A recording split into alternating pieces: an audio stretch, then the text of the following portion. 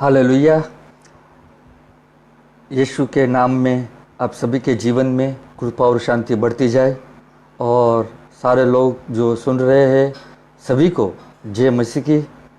और मैं पिता परमेश्वर को यीशु मसीह के नाम से धन्यवाद देता हूँ। ब्रदर अभिषेक और शरण स्थान चर्च खौर की तरफ से सारे लोगों को, सारी टीम मेंबर को मैं धन्यवाद देना चाहता हूँ जो मुझे ये अवसर दिया ताकि जो वचन प्रभु ने मेरे हृदय में डाला है वो लोगों तक पहुँचाओ।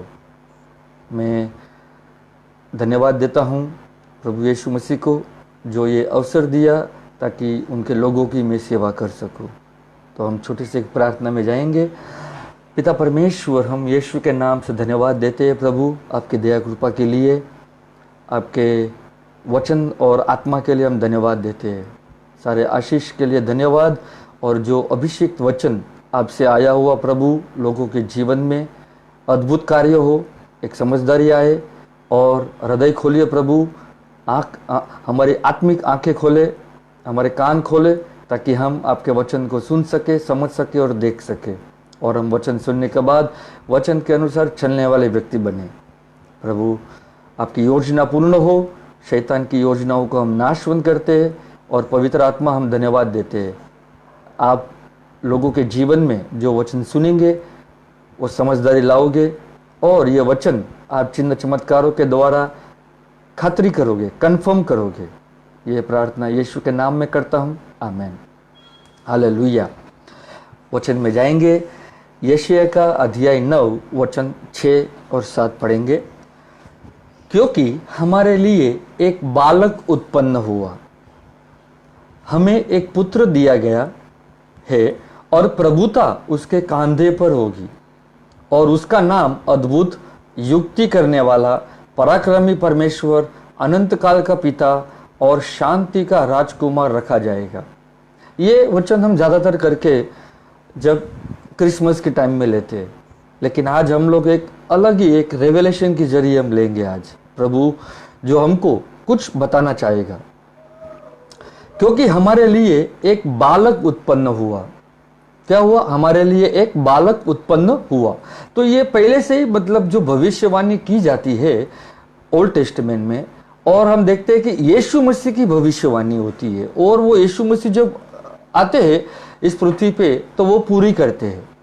और ये वचन हम देखते हैं कि मत्ती का अध्याय 2:2 में लिखा है कि एक बालक जन्मा है और वो पहले से जब जन्मा है तो वो राजा कहलाता है, वो यहूदियों का राजा कहलाता है। तो हमारे लिए एक बालक उत्पन्न हुआ है।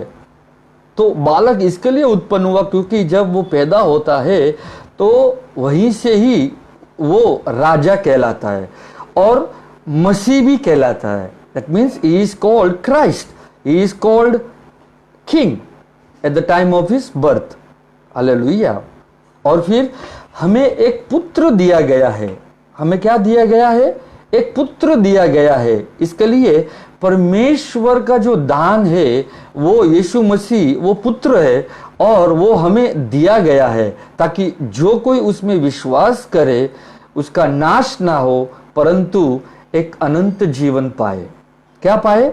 अनंत जीवन। अब लोग सोचेंगे कि भाई मुझे अनंत जीवन कब मिलता है? मुझे मतलब मरने के बाद अनंत जीवन नहीं मिलता है। मैं जब इस पृथ्वी पे यीशु मसीह के ऊपर भरोसा रखता हूँ, विश्वास करता हूँ, उसी समय मेरे जीवन में अनंत जीवन आना शुरू हो जाता है और वो जीवन उसके पुत्र में है। क्योंकि परमेश्वर ने जब यीशु मसीह को भेजा तो उसमें लिखा है कि उसमें जीवन था और वो जीवन मनुष्य की ज्योति है। हालेलुया। तो जब यीशु मसीह इस पृथ्वी पे आए तो वो क्या है? उसमें जीवन था, उसमें जीवन है और वो मनुष्य की ज्योति है। इसके लिए हमारे जीवन में भी वो ज्योति आई और ज्योति आने के साथ साथ वो जीवन भी आया। हालेलुया। इसके लिए अनंत जीवन हम इस पृथ्वी पे पाते हैं, मरने के बाद नहीं पाते। मरने के बाद तो जीवन ही जीवन है, लेकिन जब पृथ्वी पे हम यीशु मसीह को ग्रहण करते, विश्वास करते, यकीन करते, भरोसा रखते तो हमें अनंत जीवन मिलता है। हमारा नाश नहीं होता है। हालेलुया।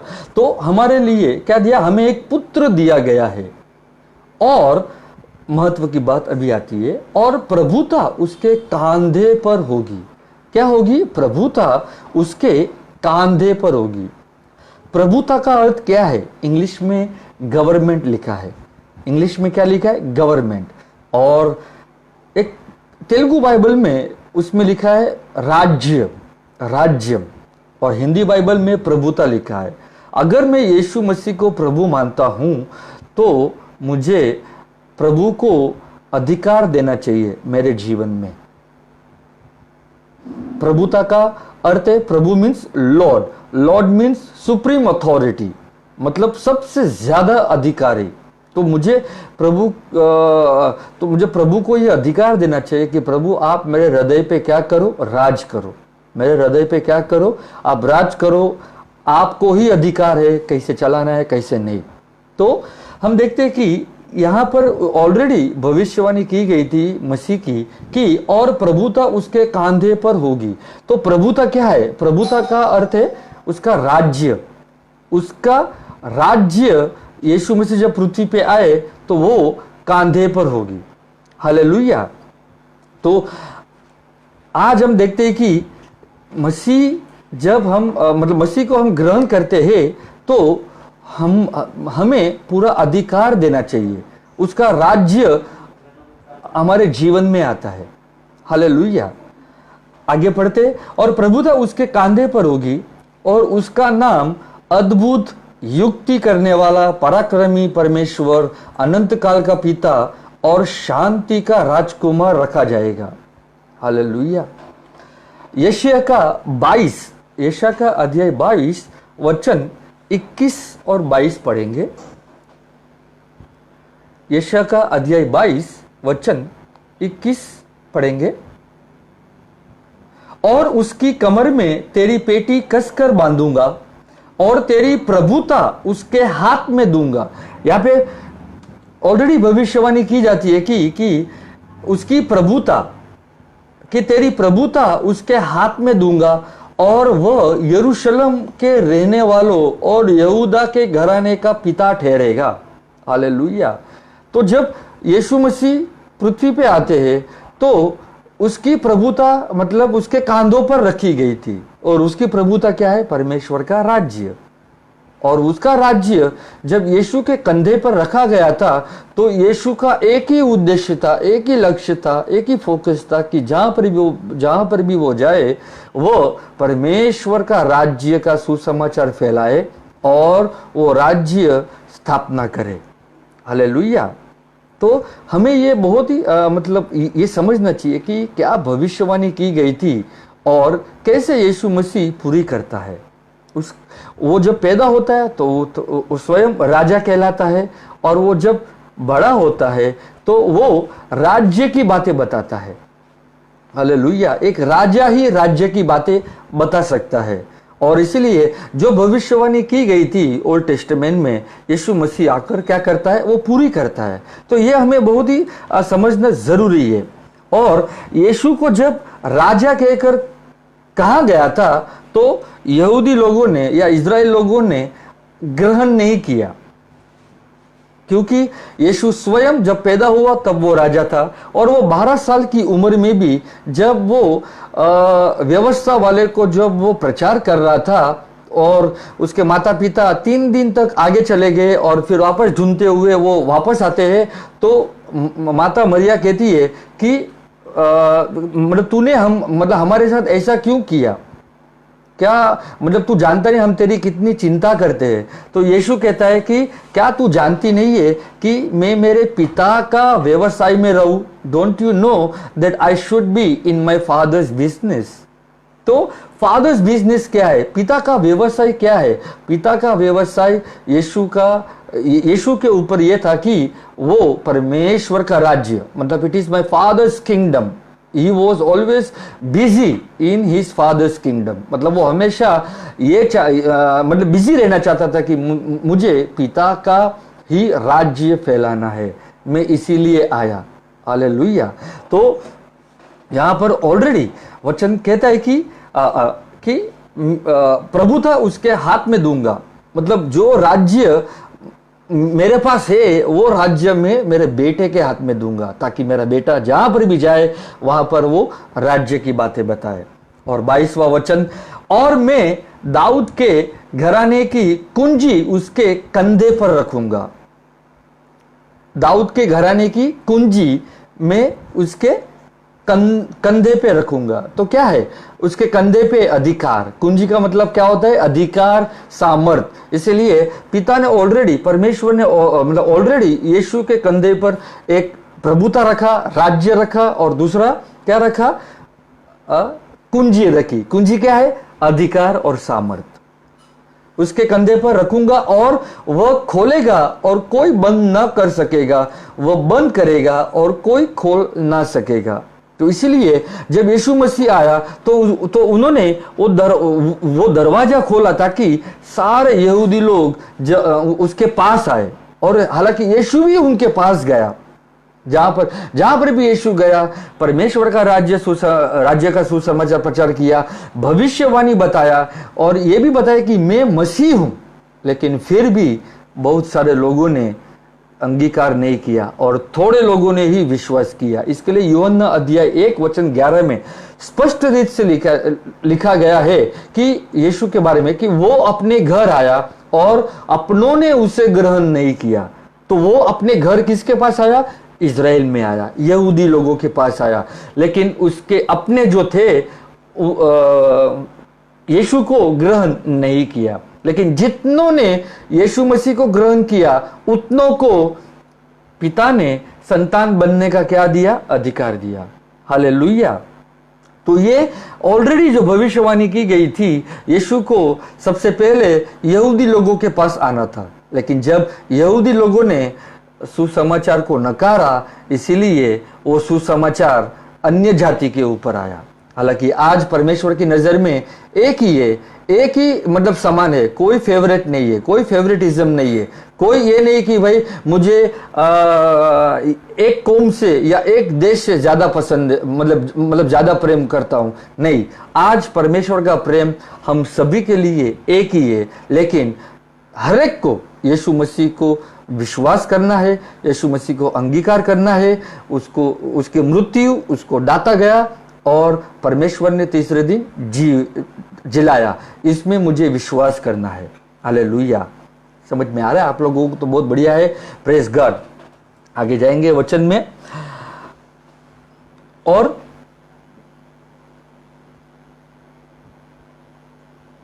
वचन 6 का ही पढ़ेंगे, यशायाह का अध्याय 9 वचन 6। और प्रभुता उसके कंधे पर होगी और उसका नाम अद्भुत है। उसका नाम क्या है? अद्भुत है।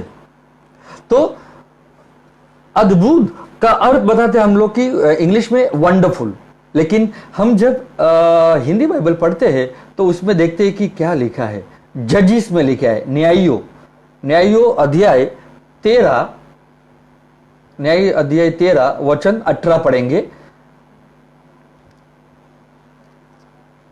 यहोवा के दूत ने उससे कहा, मेरा नाम क्या है? अद्भुत है, इसलिए तू उसे क्यों पूछता है? यहां पर परमेश्वर स्वयं कहता है कि मेरा नाम अद्भुत है। That means my name is wonderful. English में लिखा है माई नेम इज सीक्रेट, और सीक्रेट का अर्थ है मेरा नाम अद्भुत है। क्योंकि ज्यादातर करके परमेश्वर, हम कहते हैं कि परमेश्वर हमारा अद्भुत कार्य करने वाला है, तो अन्य जाति के लोग विश्वास नहीं करेंगे। लेकिन हम जब मसीह में आए हैं तो हम ये विश्वास करते हैं कि हमारा परमेश्वर अद्भुत कार्य करने वाला परमेश्वर है। इसलिए यहां पर जो मानो और उनकी वाइफ, जो उनको बच्चा नहीं था, और वहां पर लिखा है कि an angel of the Lord, मतलब परमेश्वर का स्वर्गदूत उससे दर्शन देता है और यह कहता है कि तुझे स्वयं तेरा खुद का बेटा होगा और उसका नाम सैमसन होगा। और ये सेम पिक्चर जब हम देखते हैं कि मतलब न्यू टेस्टामेंट में यीशु मसीह का ही पिक्चर बताता है हमें। हालेलुया। तो मनो ये पूछता है कि तेरा क्या नाम है? तो परमेश्वर यहोवा कहता है, यहोवा के दूत ने उससे कहा, मेरा नाम तो अद्भुत है। Hallelujah, that means he is a wonderful God. वो अद्भुत परमेश्वर है, वो अद्भुत कार्य करने वाला परमेश्वर है। इसलिए आज हमारे जीवन में परमेश्वर इसके लिए अद्भुत कार्य करता है ताकि हम ये सोच न सके कि क्या मतलब परमेश्वर ऐसा काम करता है। और जब हम देखते हैं कि प्रभु जब हमारे जीवन में अद्भुत काम करता है तो हम यकीन करते हैं कि सचमुच हमारा परमेश्वर जीवित परमेश्वर है जो अद्भुत कार्य करता है। हालेलुया।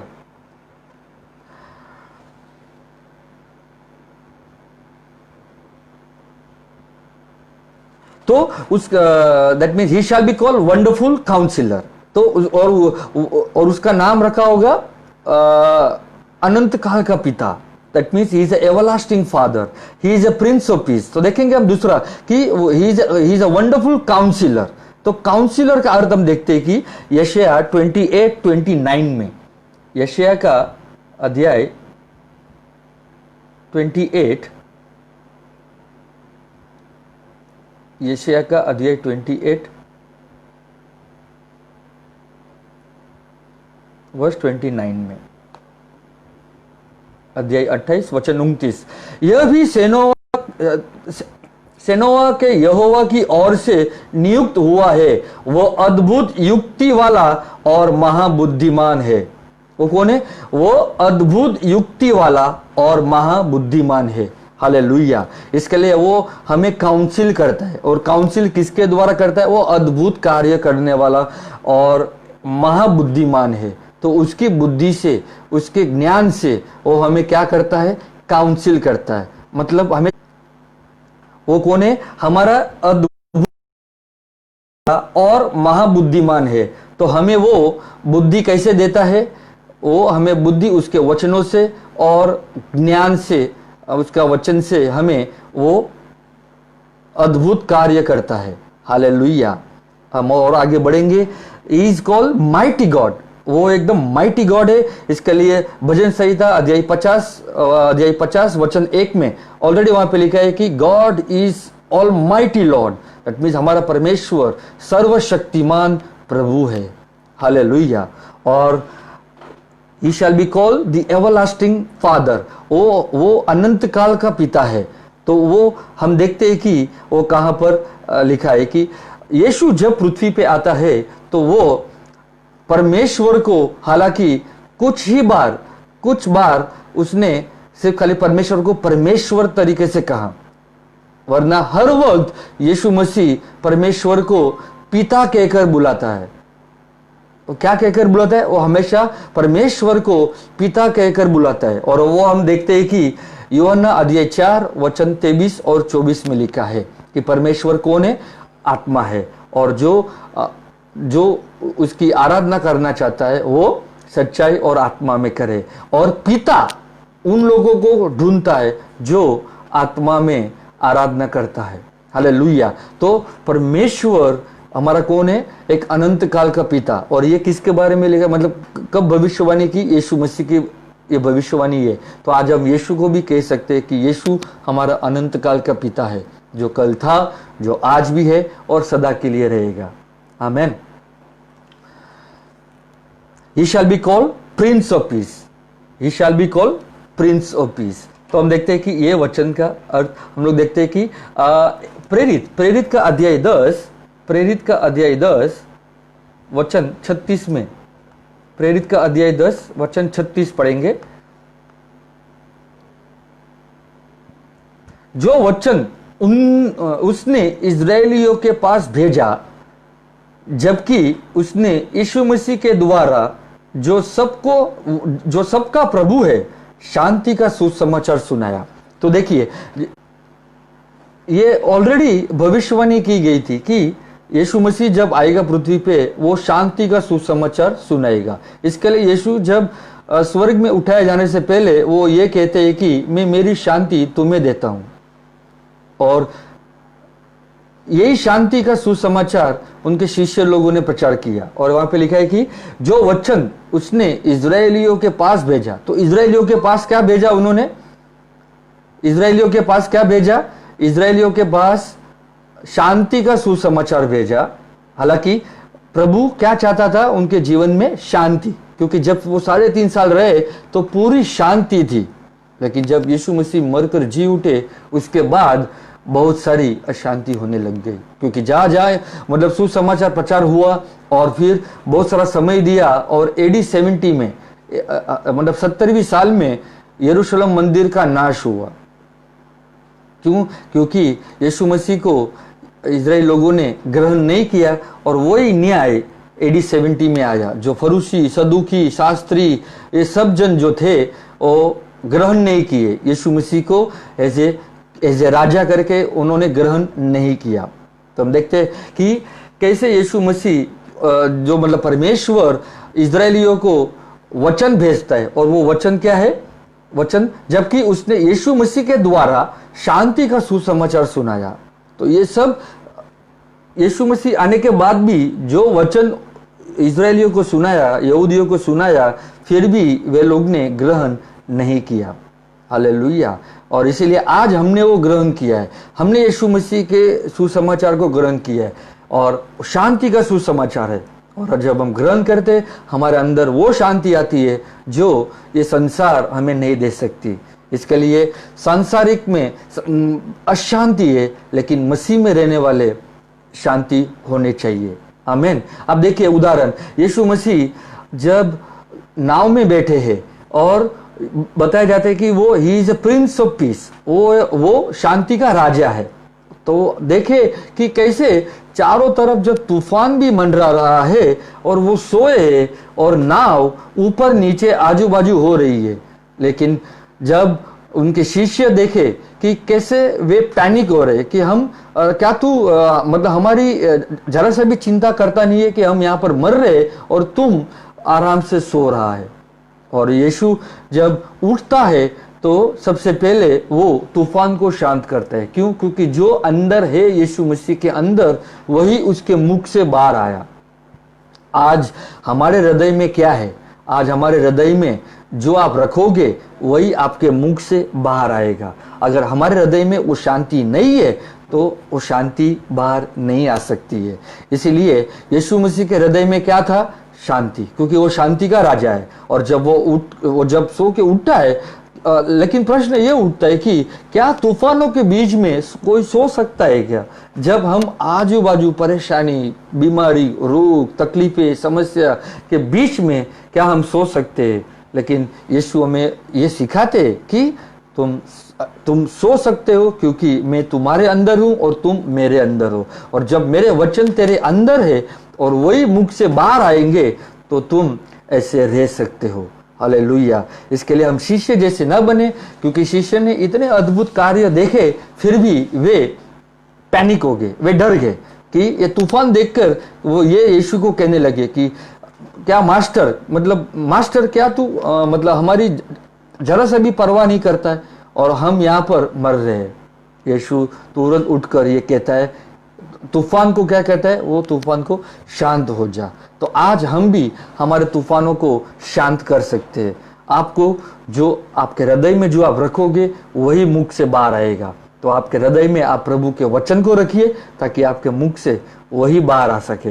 हालेलुया। इसके लिए जब यीशु मसीह के बारे में ये सब चीज लिखी गई थी, he shall be called wonderful, he shall be called counselor, he shall be mighty God, he shall be called everlasting Father, and he shall be called Prince of Peace. Hallelujah. वचन में आगे बढ़ेंगे, भजन संहिता अध्याय 45 में जाएंगे। भजन संहिता अध्याय 45,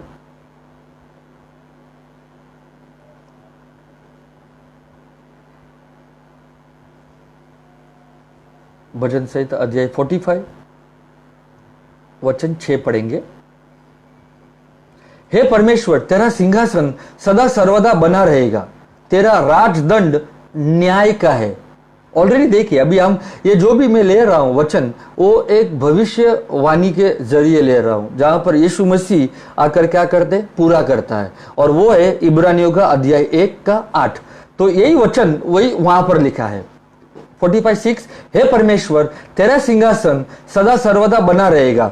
ऑलरेडी यह भविष्यवाणी की गई थी कि एक राजा अगर आता है तो उस राजा का सिंहासन होना चाहिए, और वो राजा का सिंहासन कौन सा? दाऊद का सिंहासन। इसलिए दाऊद के वंश जो आएगा वो सिंहासन पर बैठेगा। हालांकि इब्राहिम के समय पे राजा की ये नहीं था, मतलब राजाओं की राज्य नहीं था, लेकिन कहां से शुरू हुआ? वो शमूएल के वहां से शुरू हुआ, क्योंकि शमूएल जब आता है और मतलब परमेश्वर राजा है, और इजरायली लोग ये कहने लगे कि हमें एक राजा चाहिए। हालांकि परमेश्वर की इच्छा नहीं थी कि वो उन्हें राजा दे, लेकिन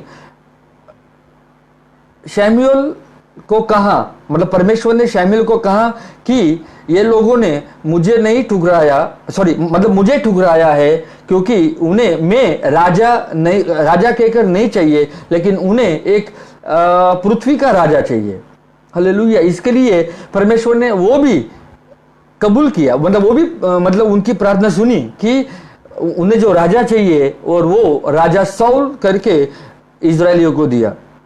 और शमूएल को कहते हैं कि उन्होंने तुम्हें नहीं ठुकराया, शमूएल उन्होंने तुम्हें नहीं ठुकराया, लेकिन उन्होंने मुझे ठुकराया। लेकिन फिर भी परमेश्वर ने दया खाकर राजा दिया, और वो कौन था? राजा साउल। वहीं से शुरू होता है। आगे चलकर हम देखते हैं कि जब न्यू टेस्टामेंट में उसका सिंहासन, मतलब इसीलिए वो भविष्यवाणी की थी कि इब्राहिम का बीज और दाऊद का बीज वो आएगा। इब्राहिम का बीज और दाऊद का बीज। दाऊद का बीज कौन है? मसीह, यीशु मसीह। और दाऊद का जो सिंहासन पे बैठने वाला वही मसीह था। और इसीलिए भजन संहिता में लिखा है कि हे परमेश्वर, तेरा सिंहासन सदा सर्वदा बना रहेगा, तेरा राजदंड न्याय का है।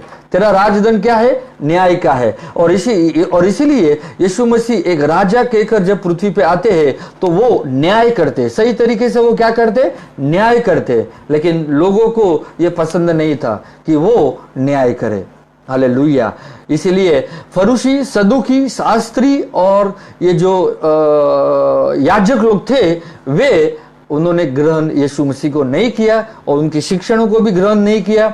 और इसीलिए यीशु को कहना पड़ा कि जब भी वो राज्य का सुसमाचार सुनाता है तो यीशु ने कहा उन्हें कि तुम स्वयं राज्य में नहीं मतलब प्रवेश करते हो, तो तुम दूसरों को भी प्रवेश करने नहीं देते हो। तो कौन रोक रहा है? व्यवस्था वाले, धार्मिक वाले वो रोक रहे थे। और इसीलिए हम देखते हैं कि यीशु मसीह का राज्य का सुसमाचार बहुत सारे लोगों ने ग्रहण नहीं किया। यीशु को राजा कहकर भी नहीं ग्रहण किया। इसीलिए जब यीशु पैदा होता है, वो राजा कहकर पैदा होता है, राजा बन के पैदा होता है। और लेकिन राजा हेरोद उसे मारना चाहता था, क्योंकि राजा हेरोद को ये पसंद नहीं था कि उसकी सिंहासन पर कोई दूसरा मनुष्य बैठे। हालांकि यीशु मसीह वो शारीरिक या फिजिकल राज्य के सिंहासन पर बैठना नहीं चाहता था, लेकिन वो आत्मिक राज्य जो आकर पृथ्वी पर स्थापना किया, इसीलिए वो उसका राज्य कभी भी नाश नहीं होगा, क्योंकि उसका राज्य कैसा है? उसका राज्य आत्मिक राज्य है। और यही वचन हम देखेंगे इब्रानियों का अध्याय 1 वचन 8 में पढ़ते हैं। इब्रानियों का अध्याय 1 वचन 8 में पढ़ेंगे। वचन 8 में लिखा है, परंतु पुत्र से कहता है कि हे परमेश्वर, तेरा सिंहासन युगानुग रहेगा, तेरे राज्य का राजदंड न्याय का राजदंड है। हालेलुया। इसके लिए जब यीशु मसीह जो आए पृथ्वी पे राज्य लेकर, और उसी प्रकार वो सही तरीके से न्याय भी किए। न्याय का अर्थ ये है कि वो धार्मिकता में चले, that means he ruled in righteousness. Hallelujah. इसलिए परमेश्वर का राज्य कैसा है? मत्ती अध्याय 6 वचन 33 में लिखा है कि पहले तुम परमेश्वर के राज्य को और उसकी धार्मिकता को ढूंढो, और जो ये वस्तुएं तुम्हें चाहिए वो तुम्हें दी जाएगी। हालेलुया। तो पहले मुझे उसके राज्य को ढूंढना है और उसकी धार्मिकता को। और इसीलिए वो जब यीशु मसीह पृथ्वी पे आए, वो उसका जो सिंहासन था वो युगानुग तक रहेगा, मतलब उसका राज्य नाश नहीं होगा, और उसका जो राजदंड है, वो अधिकार वाला राजदंड है, वो सदा के लिए रहेगा। इसके लिए जब यीशु मसीह को इस पृथ्वी पे कोई भी नहीं हिला सके, हालांकि उस मतलब कोई मार भी नहीं सका। हम देखते हैं वचनों में कि यीशु मसीह कहते हैं यूहन्ना 10 में कि मुझे कोई मार नहीं सकता। क्यों? क्योंकि मुझे ये पिता से आज्ञा मिली है कि मैं मेरा जीवन दे सकूं और मैं मेरा जीवन फिर से वापस ले सकूं। तो यीशु मसीह को कोई मार नहीं सकता था, क्योंकि उसका राज्य, उसका जो न्याय दंड है वो सदा के लिए युगानुयुग तक रहेगा ही रहेगा। हालेलुया। मतलब उसका राज्य कभी भी नाशवंत नहीं होगा। आमीन। यशायाह में जाएंगे, यशायाह का अध्याय 9 वचन 7 पढ़ेंगे। 6 हमने पढ़ा लेकिन हम 7 नहीं पढ़े, हम 7 पढ़ेंगे। उसकी प्रभुता सर्वदा बढ़ती रहेगी। हालेलुया। उसकी प्रभुता मतलब उसका राज्य सर्वदा बढ़ती रहेगी और उसकी शांति का अंत ना होगा। अब याद देखिए कि कितने लोग अंत की बातें कर रहे हैं, लेकिन वचन क्या कहता है हमें? वचन ये कहता है कि उसकी प्रभुता मतलब उसका जो राज्य है वो बढ़ता रहेगा। तो प्रभु की इच्छा ये कि ये है पृथ्वी पे कि उसका राज्य बढ़ना चाहिए और उसकी शांति का अंत ना होगा। मतलब उसकी शांति बढ़ती रहेगी। मसीह लोग के जीवन में उसकी शांति हमेशा बढ़ते रहेगी। इसके लिए पत्रस मतलब लेटर्स में भी यही लिखा है, पत्र में भी यही लिखा है कि कृपा और शांति बढ़ते जाए, कृपा और शांति बढ़ते जाए। तो उसकी कृपा, उसकी दया, उसकी शांति इस पृथ्वी पे हमेशा बढ़ते जाएगी। हालेलुया। और आगे लिखा, इसलिए वे उसको दाऊद की राजगद्दी पर इस समय से लेकर सर्वदा के लिए न्याय और धर्म के द्वारा स्थिर किए और संभाले रहेगा। यहां पर भी वही है, देखिए कि उसका राज्य और उसका न्याय स्थिर तक और क्या बोलते मतलब संभाले रहेगा। आमीन। फिर से वचन पढ़ेंगे, उसकी प्रभुता सर्वदा बढ़ती रहेगी और उसकी शांति का अंत ना होगा। इसलिए वे उसको दाऊद की राजगद्दी और इस समय से लेकर सर्वदा, किसकी? दाऊद की राजगद्दी। तो जब वो पैदा हुआ उसने दाऊद की राजगद्दी ली और उस समय से लेकर सर्वदा के लिए न्याय और धर्म के द्वारा स्थिर किए और संभाले रहेगा। आमीन। सेनाओं के यहोवा की धुन के द्वारा यह हो जाएगा। हालेलुया। मतलब जो प्रभु ने कहा है वो अवश्य पूरा ही होगा, मतलब कोई भी उसे रोक नहीं सकता। आमीन। लेकिन उसकी गवर्नमेंट मतलब उसका राज्य और उसकी शांति सदा के लिए बढ़ती रहेगी। और हम यही प्रार्थना करनी चाहिए कि हम कौन सी भी कठिनाई में होने दो, कौन सी भी परेशानी में होने दो, कि प्रभु की शांति हमारे हृदय में आनी चाहिए। और जब आप के पास वचन है, वचन में बने रहेंगे, तो जो अंदरूनी जो हृदय में रखा है वो आप मुख से आप बोल सकोगे। आमीन। हालेलुया। अभी हम देखेंगे ज़करिया 9:9 में जाएंगे। ज़करिया अध्याय 9 का 9। ज़करिया अध्याय 9 का 9।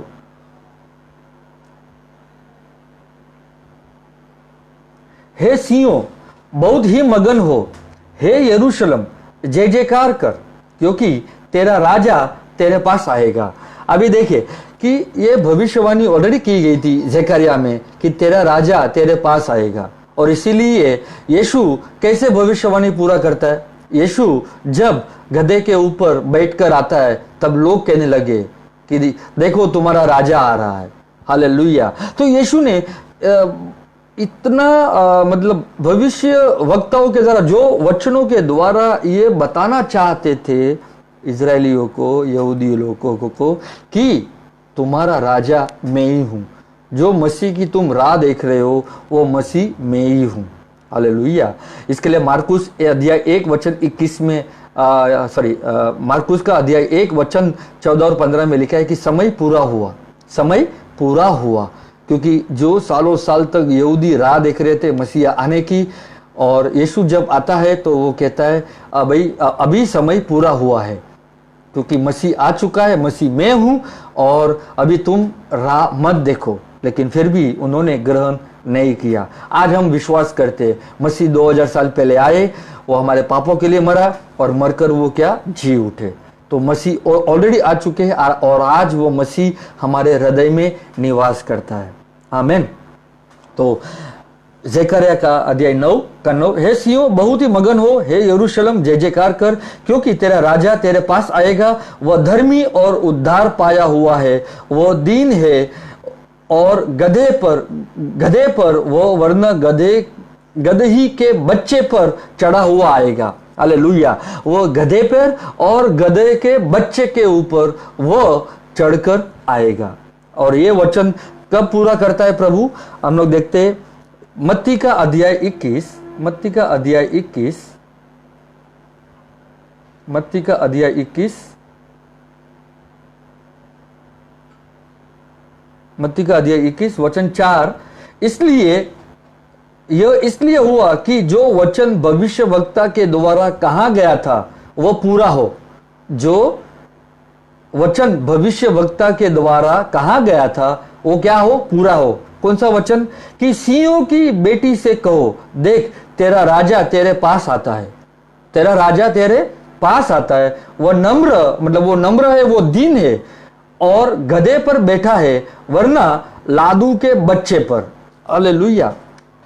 कैसे यीशु मसीह वो भविष्यवाणी पूरा करता है जब वो यरूशलेम में आता है और गधे पर बैठता है और गधे के बच्चे के ऊपर एक टांग रखता है। मतलब वो कैसे आते हैं ताकि लोगों को ये समझ में आए कि देख तेरा राजा तेरे पास आया है। आमीन। तो जब राजा राज्य की बातें बताता है और वो राजा में क्या, मतलब राज्य में क्या है? अधिकार है, सामर्थ्य है। और वही राजा इजराइल लोगों के पास आता है, यहूदी लोगों के पास आता है। क्यों? 2 गधों के ऊपर आता है प्रभु यीशु, क्योंकि गधा और उसका बच्चा। हालांकि जो गधा के बारे में बताया जाता है ओल्ड कवर्नेंट, मतलब जूने करार, मतलब जो व्यवस्था विवरण जो था वो सब कुछ एक जनरेशन जा रही है और दूसरी नई पीढ़ी आ रही है। एक वंश जा रहा है और नया वंश आ रहा है। इसलिए वो प्रभु एक रेवलेशन के जरिए हमें बताता है कि अभी से ये जो मूसा की व्यवस्था है वो क्या है? जा रही है और नया आ रहा है। नया कौन लाया? यीशु मसीह। लेकिन यीशु मसीह को क्रूस पे मरना था और मरकर वो जब जी उठे, हालांकि फिर भी बहुत सारा मौका दिया यहूदियों को ताकि वे पश्चाताप करें, प्रभु की तरफ आए, लेकिन उन्होंने पश्चाताप नहीं किया। इसके लिए AD 70 में यरूशलेम मंदिर का नाश हुआ। क्यों नाश हुआ? क्योंकि अगर नाश नहीं होता तो मूसा की व्यवस्था के अनुसार जो होम बलिदान, पाप का बलिदान, जो भी अर्पण करना था वो सब कंटिन्यूस करते रहते थे। और हालांकि वे कंटिन्यू करते थे। हालांकि यीशु मसीह जब क्रूस पे मरने के बाद जब वो जी उठे तभी भी यहूदी लोग मूसा की व्यवस्था के अनुसार होम बलि और ये सब बलिदान करते रहते थे मंदिर में। और इसीलिए मंदिर का नाश होना जरूरी है, क्योंकि जब तक मंदिर का नाश नहीं होगा तो ये बंद नहीं होगा मूसा की व्यवस्था के अनुसार बलिदान चढ़ाना। और इसीलिए यीशु मसीह सारे लोगों के लिए एक ही बलिदान हमारे लिए पिता को वो समर्पित हो गए। और इसलिए अभी हमको बलिदान देने की कोई ज़रूरत नहीं है, हालांकि खास करके जानवरों की। लेकिन हम स्तुति और धन्यवाद के बलिदान दे, हम स्तुति दे, धन्यवाद दे, वो बलिदान चाहिए। तो और वही हमारी स्पिरिचुअल वर्शिप है। वो वही कौन है? मतलब वही क्या है? हमारी एक आत्मिक आराधना है। इसके लिए हम स्तुति देते हैं, धन्यवाद देते हैं। और इसलिए AD 70 में जो मंदिर का नाश हुआ, इसके लिए हमें ये बहुत सारे लोगों को ये मालूम नहीं है कि AD 70 मतलब 70वें साल में यरूशलेम मंदिर का क्या हुआ? नाश हुआ। और नाश होने के बाद अभी कोई भी मंदिर वहां पे आएगा नहीं। क्योंकि अगर मंदिर बनेगा, लोग बोलते मंदिर बनेगा, अगर मंदिर बनेगा तो फिर यीशु मसीह का बलिदान व्यर्थ जाएगा और मूसा की व्यवस्था के अनुसार जो प्रथा, रीति रिवाज वो सब है वो शुरू हो जाएगी। और ये परमेश्वर कदापि नहीं चाहेगा। और इसीलिए क्रूस जो है हमारे बीच में एक डिवाइडिंग लाइन होती है। जब क्रूस एक तरफ देखेंगे जब भी लेफ्ट साइड से या लेफ्ट साइड से यीशु मसीह जो मरे हुए, लेफ्ट साइड से ओल्ड टेस्टामेंट आ रहा है, कवनेंट आ रहा है, व्यवस्था आ रहा है, आदम का मृत्यु आ रहा है, और वो सब कुछ जो न्याय है, व्यवस्था के द्वारा श्राप आते थे, ये सब कुछ क्रूस की राइट साइड में जब देखेंगे तो सब कुछ मसीह में स्वतंत्र है। मसीह ने सब कुछ ले लिया और मसीह में व्यवस्था का अंत है। मसीह ने व्यवस्था के श्रापों से मुझे आजादी दी है। तो और मसीह ने क्रूस पे मुझे जो आदम का न्याय आने वाला था वो न्याय ले लिया ताकि मेरा न्याय ना हो। हालेलुया। इसके लिए वो हमारा कौन है? एक राइटियस जज है। इसके लिए वो हमें ये बार बार ये बताते रहेंगे कि हम व्यवस्था में ना जाए, हम मसीह में रहे, आत्मा में रहे, कृपा में रहे, ताकि हम मसीह को अच्छे से वो जान सके। हालेलुया। और यहाँ पर जब जकरिया की बातें होती है तो जकरिया के बारे में जकरिया ऑलरेडी भविष्यवाणी करता है कि तुम्हारा राजा आएगा, और यीशु पूरा करता है कि देख तेरा राजा तेरे पास आता है, वो नम्र और वो गधे पर बैठा है, वरना लादू के बच्चे पर। मतलब दो जनरेशन यीशु साथ में लाता है। और क्योंकि मतलब कहते हैं कि ओल्ड जनरेशन चला जाएगा, ओल्ड कवनेंट चला जाएगा, ओल्ड नियम, ओल्ड जो भी व्यवस्था है, मूसा की व्यवस्था है, वो सब चली जाएगी, क्योंकि नया आ रहा है। और मसीह में क्या है? सब कुछ नया है। इसके लिए 2 कोरिन्थियों अध्याय 5:17 में लिखा है कि जब हम मसीह में आते हैं तो हम एक नई सृष्टि कहलाते हैं। पुराना सब कुछ चला गया, बीत गया, और देखो सब कुछ अब नया हो गया है। तो जब मसीह में आते हम कैसे धीरे धीरे धीरे धीरे धीरे धीरे धीरे अंधकार से निकलकर उजाले में आते हैं, व्यवस्था से निकलकर कृपा में आते हैं, अनुग्रह में आते हैं। व्यवस्था से निकलकर हम आत्मा में आने चाहिए। और जब जितने हम आत्मा में रहेंगे और आत्मा से हम वचनों को जब समझेंगे तो हमको प्रभु बंधन मुक्त करता है। और जो पवित्र आत्मा ने बाइबल लिखी है, इसीलिए हमें आत्मा दिया जाता है। उसका आत्मा इसके लिए दिया जाता है ताकि हम वचन को समझ सके, उसकी भविष्यवाणी को हम समझ सके। और जब भविष्यवाणी हम जब समझते हैं तो कंफ्यूजन नहीं आता है, क्योंकि रेवलेशन में लिखा है, रेवलेशन में यह लिखा है कि the spirit of Jesus Christ is the spirit of prophecy. The spirit of Jesus Christ is the spirit of prophecy. इसके लिए यीशु मसीह की जो भविष्यवाणी है वो यीशु मसीह की आत्मा है। और जब हम ये समझने लग जाएंगे तो हमारे अंदर, हमारे ऊपर यीशु मसीह की आत्मा आते रहती है, ताकि हम भविष्यवाणी को समझ पाए। हालेलुया।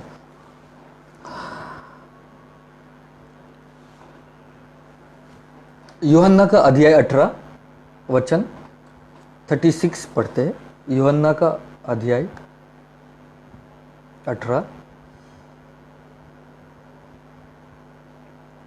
यूहन्ना का अध्याय 18 वचन 36।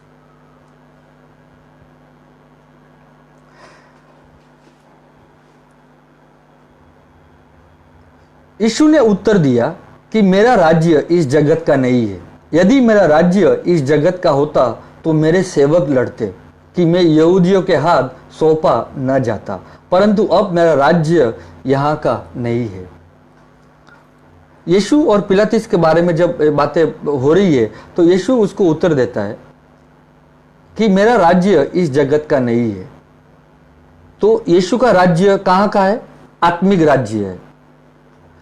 यदि मेरा राज्य इस जगत का होता तो मेरे सेवक लड़ते कि मैं यहूदियों के हाथ सौंपा न जाता, परंतु अब मेरा राज्य यहाँ का नहीं है। अब देखिए, बहुत सारे लोग अभी भी ये विश्वास करते हैं कि एक दिन राजा आएगा और सब कुछ ठीक हो जाएगा, ठीक करेगा। लेकिन हम वचनों से ये समझते आ रहे हैं कि यीशु जब पैदा हुआ वो राजा था। हालांकि जब परमेश्वर ओल्ड टेस्टामेंट में ये कहते हैं कि मैं तेरा राजा हूँ, आई एम योर किंग, और यही भविष्यवाणी यीशु जकरिया के द्वारा भी कहता है कि तेरा राजा तेरे पास आएगा। और यीशु वो भविष्यवाणी पूरा भी करता है। जब पैदा होता है वो राजा है, और जब बड़ा होता है तो वो राज्य की बातें बताता है। यूहन्ना बपतिस्मा देने वाला भी राज्य का सुसमाचार सुनाता है, और वो ये कहता है कि पश्चाताप करो क्योंकि स्वर्ग का राज्य निकट आया है। और स्वर्ग का राज्य का, और मत्ती 3:2 में लिखा है कि पश्चाताप करो, मन के विचारों को बदलो, मन फिराओ, क्योंकि स्वर्ग का राज्य निकट आया है। स्वर्ग का राज्य तेरे हाथों में है। स्वर्ग का राज्य का अर्थ है अधिकार, सामर्थ। हालेलुया। और वचन 8 में यह लिखा है कि पश्चाताप के द्वारा योग्य फल लाओ।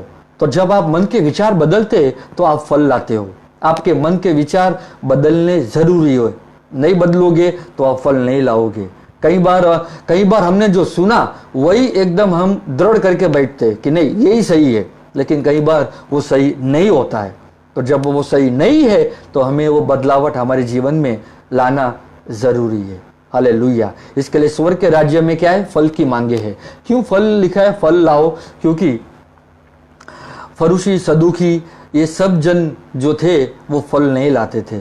और यीशु मसीह और वचन में लिखा है कि परमेश्वर का क्रोध तुम पर आएगा और कुल्हाड़ी तैयार है, तुम्हें काट दिया जाएगा क्योंकि तुम फल नहीं ला रहे हो। और इसके लिए यीशु मसीह जब आते हैं और वो कहते हैं कि 2 साल तक मैंने ये मेहनत किया है, और 1 साल रहने दो, ताकि और 1 साल में और ये डालूंगा, बीज बोऊंगा, फर्टिलाइज करूंगा, और ताकि वे समझ में आए, ताकि उनको समझ में आए। कौन? फरूसी, सदूकी, शास्त्री, जो भी है, जो विश्वास नहीं करते थे। लेकिन वो एक मौका देने के बाद भी नहीं सुने। फिर भी उसके बाद भी AD 70 जो 40 साल का जनरेशन, उन्होंने फिर मतलब यीशु मसीह ने इतना मौका दिया, लेकिन फिर भी वो लोग नहीं सुने। इसके लिए यरूशलेम मंदिर का और बहुत सारे लोगों का उस वक्त ऐसा नाश हुआ, और केवल मसीह लोगों को वहां से निकाला गया। हालेलुया। तो जब यीशु मसीह आए और इस पृथ्वी पे, मत्ती 4:17 में प्रभु प्रचार करता है सबसे पहले कि पश्चाताप करो क्योंकि स्वर्ग का राज्य निकट आया है। क्योंकि स्वर्ग का राज्य क्या है? अधिकार का, सामर्थ का। और इसीलिए यीशु मसीह जहां पर भी गए वहां पर राज्य का सुसमाचार प्रचार किया। और जब पिलात के साथ बातचीत हो रही है तो वहां पर भी वो यही कह रहे, वचन 37 पढ़ेंगे। पिलातुस ने उससे कहा, तो क्या तू राजा है? पिलातुस पूछता है, क्या तू राजा है? यीशु ने उत्तर दिया कि तू कहता है क्योंकि मैं राजा हूं। पिलातुस को भी यीशु कहता है कि ये तू कहता है कि मैं राजा हूं। और आगे लिखा है, मैंने इसलिए जन्म लिया। तो मैंने किस लिए जन्म लिया? मैंने इसलिए जन्म लिया कि मैं मेरा राज्य का राजा हूं। और वही राजा पृथ्वी पे आकर सब कुछ जो आड़े तेरे रास्ते थे वो सीधे किए। और यही सुसमाचार, परमेश्वर का राज्य का सुसमाचार सुनाया ताकि वो स्थापना करे, स्थापना करके वो हमें दे। वो राज्य क्या दे? हमें दे। इसके लिए लूक का अध्याय 12 वचन 31 जब पढ़ते हैं तो इसमें तो वहां पर लिखा है कि तुम राज्य की खोज करो कि और जो वस्तुएं तुम्हें चाहिए वो तुम्हें मिल जाएगी। और वचन 32 कहता है कि हे छोटे झुंड मत डर, क्योंकि पिता को यह भाया है कि वो तुम्हें क्या दे? राज्य दे। तो राज्य मुझे कब दे? मैं मरने के बाद राज्य नहीं प्राप्त करूंगा, लेकिन जब मैं पृथ्वी पे हूं उस समय मुझे राज्य की जरूरत है। और वो राज्य क्या है?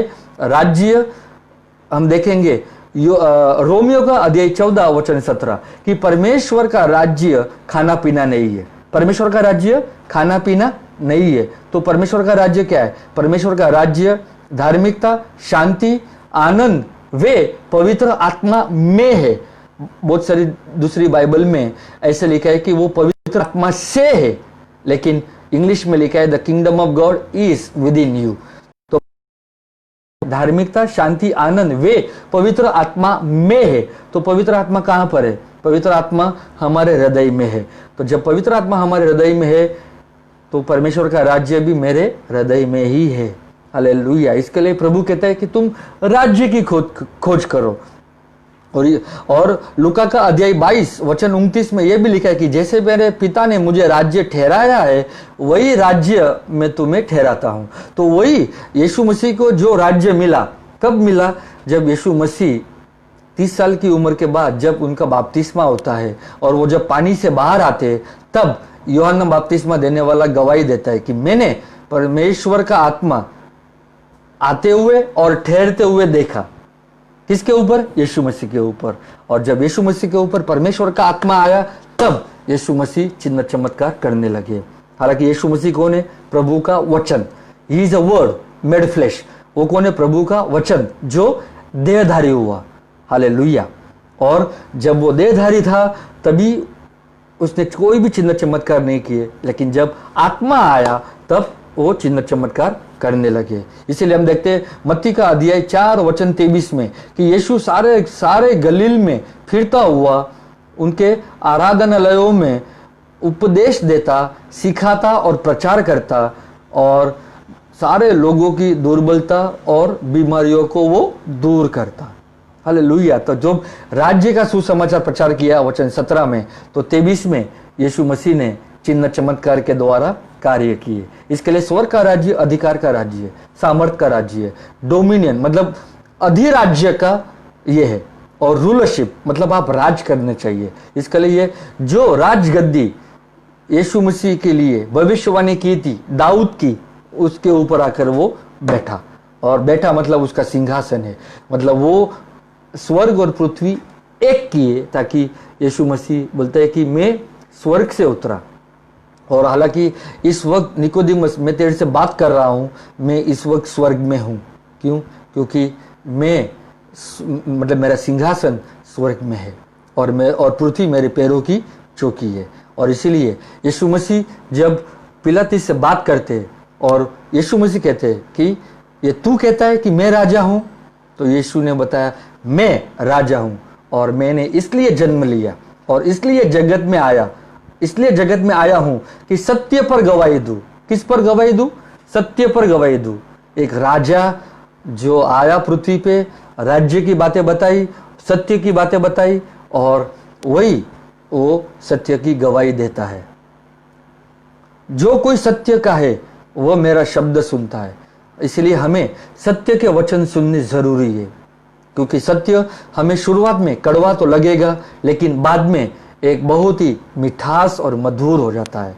वो एक हनी के जैसा, मतलब एक मध के जैसा एकदम स्वीट होता है। हालेलुया। क्योंकि सच्चाई का वचन प्रभु लाया यीशु मसीह। इसके लिए कोई इस पृथ्वी पे यह कह नहीं सकता कि मैं ही मार्ग हूं, सत्य हूं, जीवन हूं। केवल यीशु मसीह ने कहा कि मैं ही मार्ग हूं, सत्य हूं और जीवन हूं, और पिता के पास जाने का मार्ग केवल मैं ही हूं। और इसीलिए पिलातुस जब बात कर रहा है तो पिलातुस पूछता है कि क्या तू राजा है? तो यीशु कहता है मैं राजा हूं, और मैं इसलिए आया ताकि मैं सत्य की गवाही दूं, और जो सत्य का है वो मेरा शब्द सुनता है, मेरी आवाज को सुनता है। तो ब्रदर एंड सिस्टर्स, प्रभु के हमें सत्य के वचन को सुनना है, और जब सुनेंगे तो आप उसकी आवाज को सुनोगे। हालेलुया। पिलातुस, वचन 38, पिलातुस ने उससे कहा सत्य क्या है? यीशु ने ये नहीं कहा मैं मार्ग हूं, सत्य हूं, जीवन हूं। यीशु ने पिलातुस को सत्य नहीं बताया, क्योंकि वो जरूरी नहीं समझा। आमेन। और हम देखते हैं यही इसका ही वचन दूसरा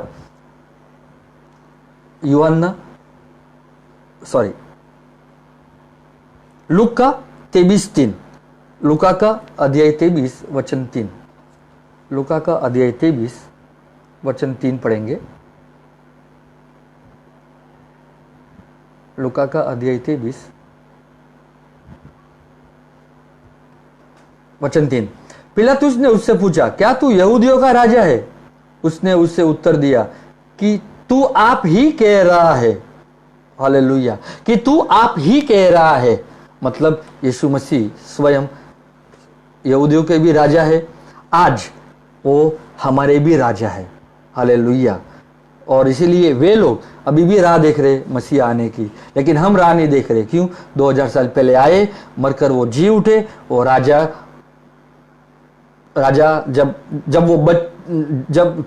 जब उन्होंने जन्म लिया उस वक्त वो राजा ही थे, बड़े हुए तभी भी राजा थे, और आज भी मरकर वो जी उठे तभी भी वो राजा है।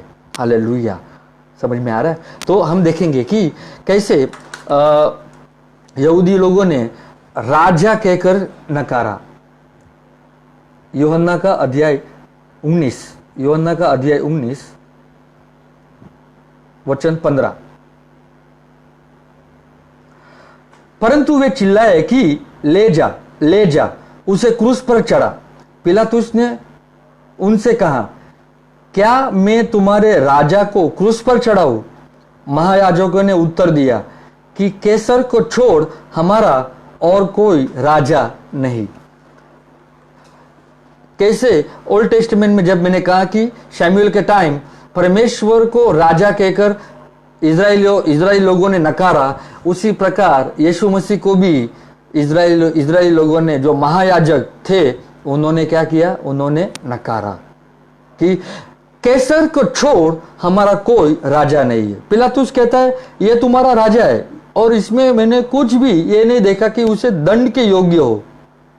लेकिन इजराइल लोग ने क्या किया? उन्होंने ये चिल्ला कर कहा उसे क्रूस पर चढ़ा दो, उसे क्रूस पर चढ़ा दो।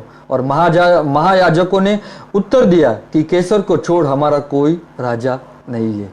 तो आज देखते हैं कि हमने यीशु मसीह को राजा कहकर स्वीकारना है, क्योंकि जब वो हमारा राजा है तो हम उसके राज्य को, जो पवित्र आत्मा है, हम हृदय पर ये अधिकार दे ताकि वो राज करे। इसके लिए उसकी प्रभुता, that means his government is his kingdom, मतलब जो उसकी प्रभुता है वो हमारा मतलब वो उसका राज्य है, तो वो राज्य को हमें अधिकार देना है।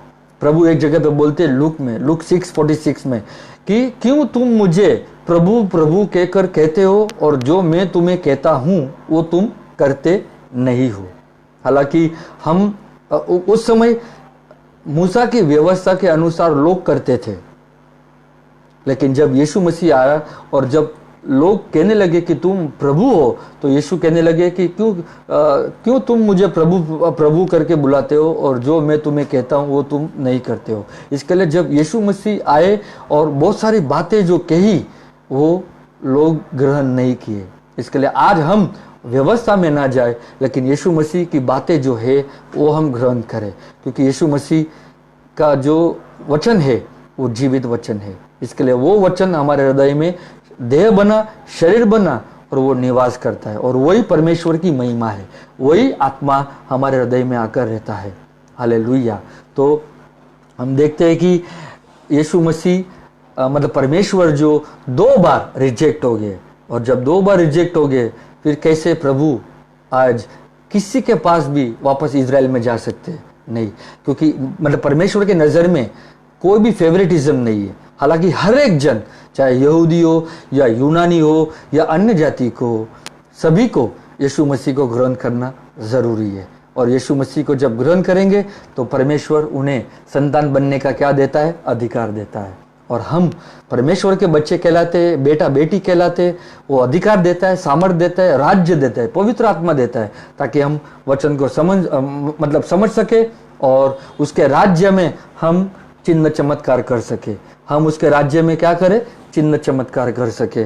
इसके लिए यीशु मसीह, जो राज्य मसीह को मिला वही राज्य वो हमें देता है, और वो राज्य है पवित्र आत्मा। एक और वचन फिर हम बंद करेंगे, प्रार्थना में जाएंगे।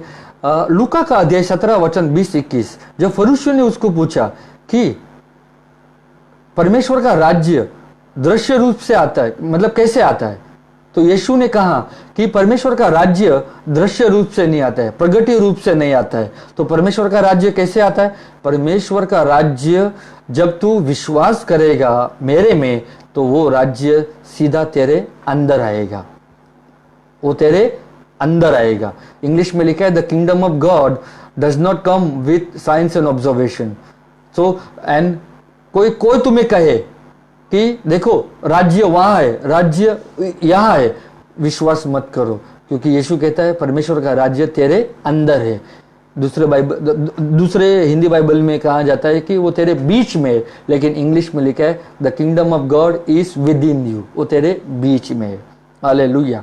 तो परमेश्वर का राज्य तेरे अंदर है और वही पवित्र आत्मा है।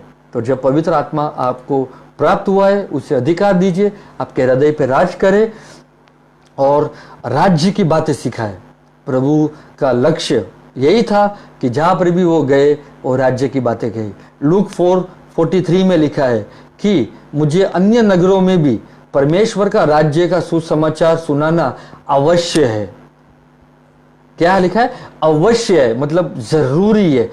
और कौन सा सुसमाचार? राज्य का सुसमाचार। तो बहुत ही महत्वपूर्ण बातें यीशु के कंधों पर थी, राज्य की बातें और शांति की बातें। और वही प्रभु आया इस पृथ्वी पे राज्य की बातें बताता है। और राज्य में हम क्या है? राज्य में हम प्रभु के बच्चे हैं। कैसे प्रवेश करते हैं? नए सिरे से।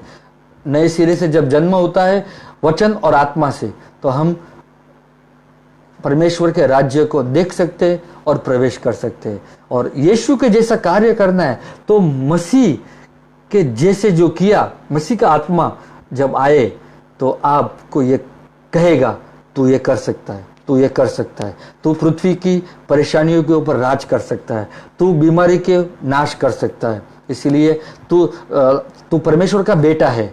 और एक यूहन्ना 3:8 में लिखा है कि जब मतलब वहां पर लिखा है कि परमेश्वर का पुत्र इसलिए प्रकट हुआ कि वो शैतान के कामों को क्या करे? नाश करे।